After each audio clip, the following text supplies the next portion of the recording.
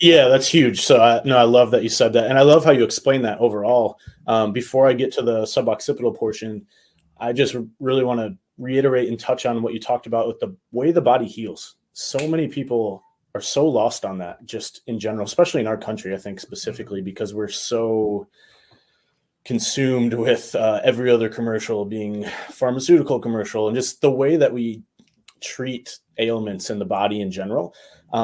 People think every ailment needs a pill for it, right? I mean, at the end of the day, that's like where I think there's a shift like starting to move away from that now because we've gone so far to that side. But it really is true. And like I like to use a fever as a good example, right? Like you get a fever, what is everybody's instant reaction? Take something to lower my fever. Like, oh, I got a fever. I better take Motrin or I don't know. I better take something to get this fever down.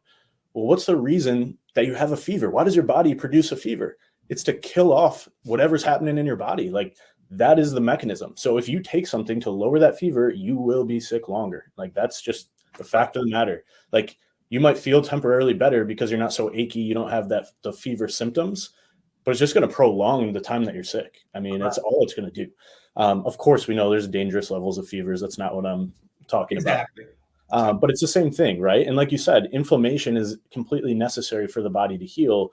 And so when you have that response, there's a difference between acute inflammation and chronic inflammation, like you said. And I think they've even coined the term because we've gone so far overboard here of how inflamed people are in general too. But like chronic inflammatory disorder is like it's like an ICD-10 now. Yeah. Because people just live so inflamed. Well, that's chronic inflammation, mostly induced by lifestyle and things like that. You got it. But we want acute inflammation. You know, if your ankle swells up, that's nature's cast saying, hey, dummy, don't walk on this thing. It's injured. Like we're going to immobilize it for you. And then it should go down and it should heal. And then you're good to go. You don't want that inflammation out right away. So I love that you said that. Just to that point, real quick, I do want to say that you're right. We're changing and it's adapting. I actually did have a surgeon downstate who would do spinal fusions and would not prescribe any type of anti-inflammatory for that reason. It would delay the healing. Just wanted to throw that in there.